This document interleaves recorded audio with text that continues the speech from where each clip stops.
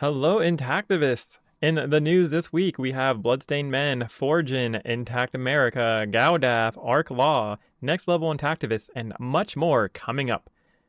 Before I even begin, thank you guys very much. Big shout out to all of you. It's the 1 year mark. We have more subs than half of the other Intactivist YouTubers. It has been such a journey to get here. It's been lots of hard work and frustration and happiness, but lots of struggles, but we never quit. Well, most of us didn't quit. Okay, most of us did, but we are still here for the fight. Some of us are crazy enough not to give up, so do not worry. And everyone on this chart above us has been on YouTube for at least 5 years. And I am certain that we can break 1,000 subscribers in 24 months with your continual support. And speaking of POTS news, our CAREBUZZ campaign by Honeygain has remained at 18 people. We are wanting a minimum of 50 people to do this. We are about 2 months into this. We are raising about $1.50 a week. I'm done covering this every week. We will be covering this on the 1st of the month on Tuesdays. It will be linked in the description if you do feel so inclined to join the POTS militia. Feel free to share this with your friends and other groups about doing it. Thank you all for all of your support. And of course, we have the e-commerce program, which has been picking up again. So that is awesome. Thank you guys once again. Also, guys, please don't forget to subscribe because that really does help us out because we're trying to get to 1,000 subs. So we can go ahead and help you guys out in the Intactivist community better. Also, since this is the first Tuesday of the month, I do humbly ask if you do enjoy listening to Prevail of the System, please consider leaving us a tip. It definitely helps us continue, and hopefully in 2 years we won't need any donors and we can start putting a lot more money into the Intactivist economy. Our videos contain crucial information for this movement to be successful, and unfortunately we keep getting less than 100 people to watch many of our videos. So what this does is that this kind of de-incentivizes people to do interviews with us. So let's do a huge push to let every Intactivist know about POTS. I know some of you guys have been sharing our videos, which is awesome, but we need to keep the push going so we can go ahead and get more subs, so more Intactivists want to go ahead and do interviews with us, and so we can get important information out to all of you guys. And since we're starting this new growth phase, we're going to do more shorts and only do 2 to 3 long form videos, because once we get the subscriptions up, we can start doing more long form videos again. All right, and Foregen has accepted a contract with POTS. Let's go!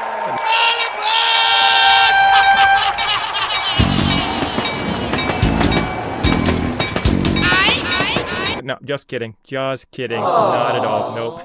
Nope. No one yet has accepted an ad contract from POTS yet.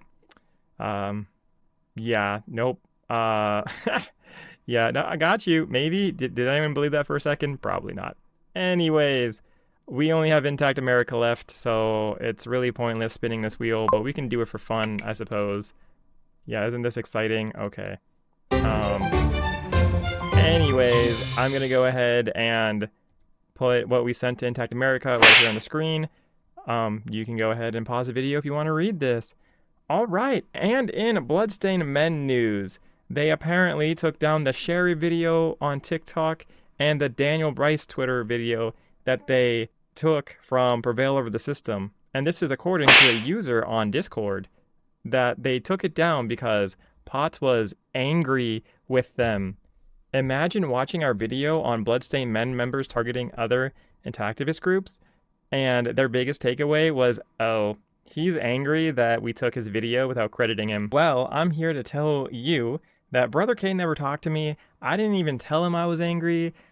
He talked to a person on my Discord, and it was told to him, and then he told everybody. So I'm glad that Brother K can still talk about people behind their backs. I think that's a good sign of a top quality leader right there.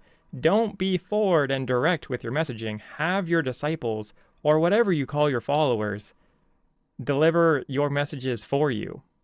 And in NLI news, it has been confirmed that they are proceeding to help Bloodstained Men on their Northern California tour, but it would seem that Brother K and the team still don't want NLI's help, according to this conversation. Yeah, I don't think Bloodstained Men want NLI's help. Once again, they're having a disciple answering for Brother K. Yeah, I don't know what's going on, guys. Seems like this got pretty heated in the conversation. Um, yeah. What is going on with Intactivism? I'm gonna have Review Pods go ahead and do a review of Intactivism. I'll sum this up in one word, News Pots.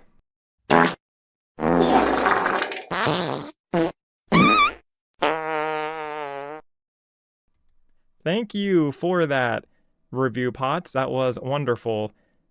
Also, by the way, Bloodstained Men, they do go on tour tomorrow. So it is May 8th through May 20th on Northern California. And in Gowdaf news, Gowdaf did an interview on Sex Talk Cafe. This was not on YouTube, this was on Venmo, and you can watch the video directly on the Gowdaf website. That's really it. Essentially, this is a circumcision bad video for the most part, except that it says, find hope as you learn about a new path forward involving impact litigation and the use of the courts to ensure equal protection of bodily autonomy for all children. I didn't get a chance to watch it. Hopefully they talked about it. I don't know. They also talked about a whole lot of other things, like circumcision bad and why it's bad, and then Tim sharing his long history of advocacy and activism efforts. And it was only an hour long, the interview, so I don't know how much he really talked about the impact litigation. So if you guys know, let me know, because I didn't check it out. Didn't really have time. And in Intact America news, Georgianne made a very clarifying comment to people that are on Intact America. Imagine having actual conversations with the leader of organizations. Wild.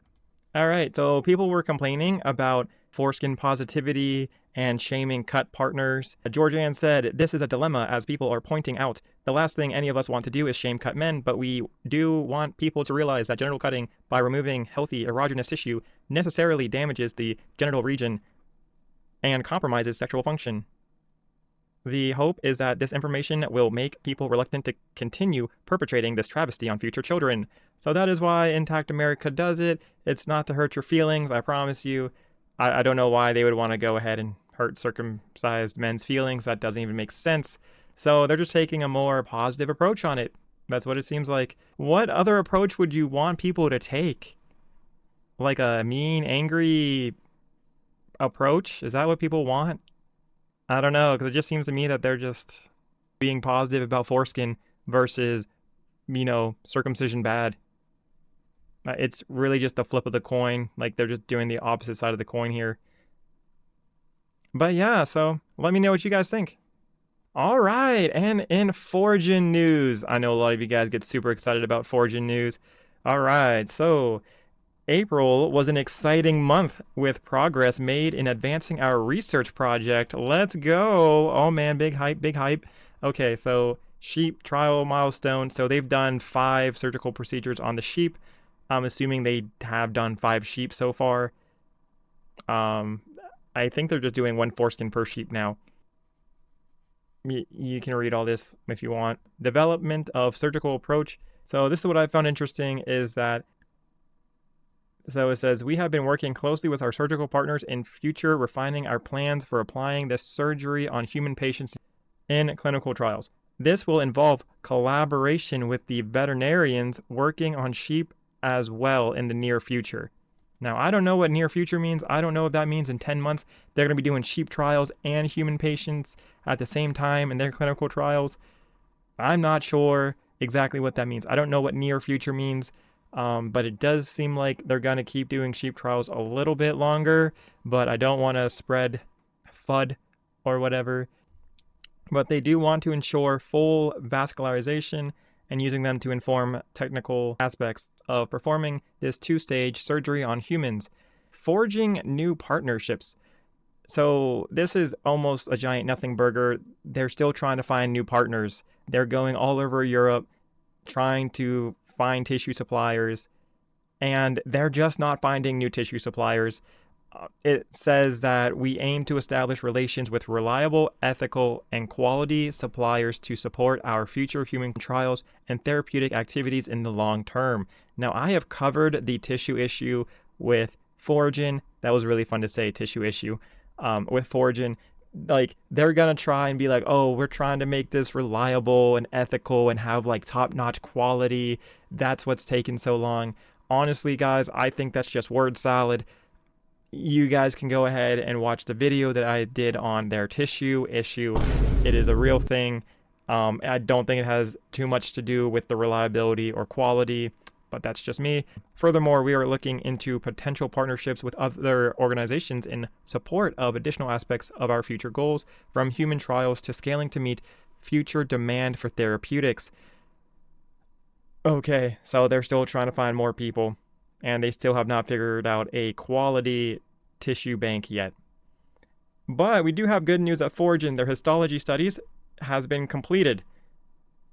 The assay optimization stage of their histology study.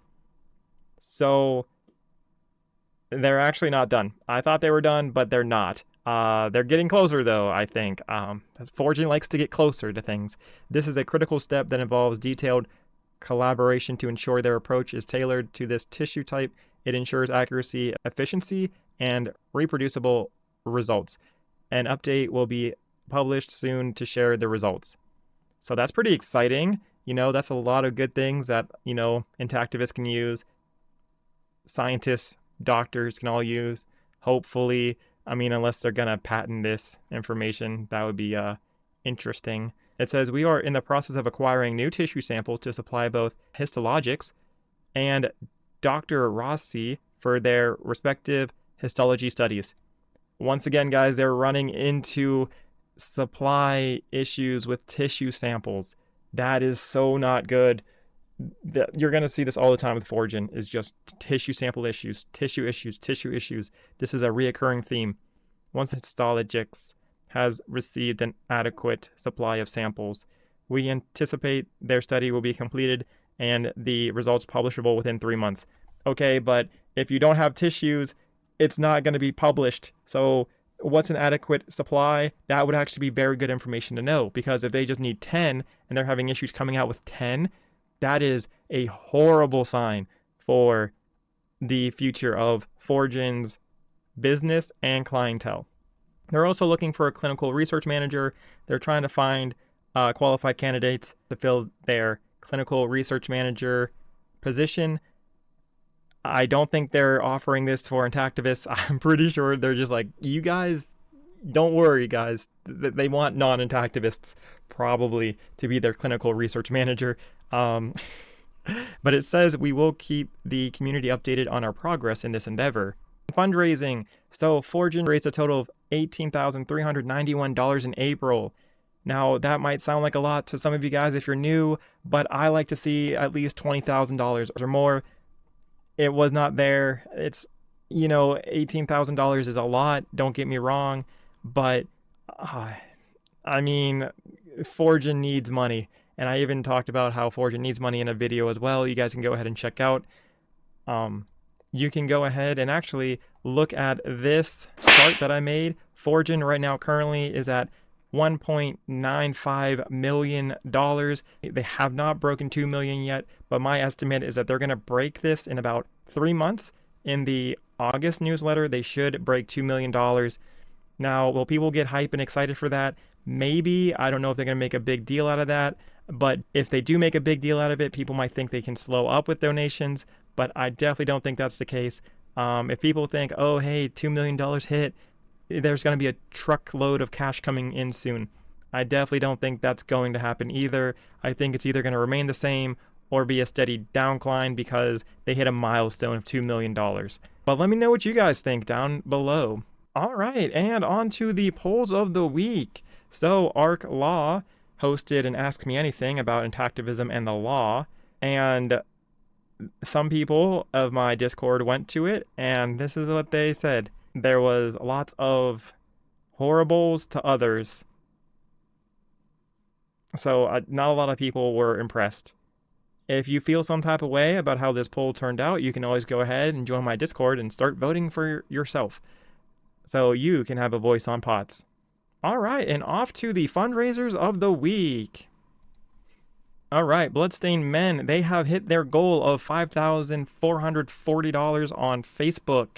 Let's go. They had 1 day left, and they maxed out their goal. That is amazing and fantastic for Bloodstained Men. But on their GoFundMe, not so much. They actually got no donations this week, and they have $540, which is about 1/7 of their goal that they wanted, which, once again, I don't think that has any effect on Bloodstained Men. I think they're still going to go.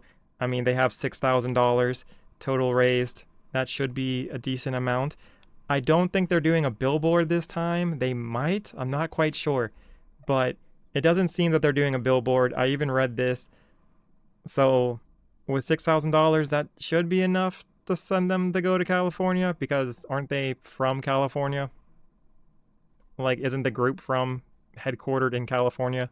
And in GAUDAF fundraising, they are at $7,430. They have gotten no new donations this week, so they're just stuck at $7,430. And they say they need these funds by May 1st. So since they needed the funds by May 1st, that's probably why they didn't get any more money, because the cutoff is done. So GAUDAF, they said May 1st is when they needed the money. They got 75% on the way there.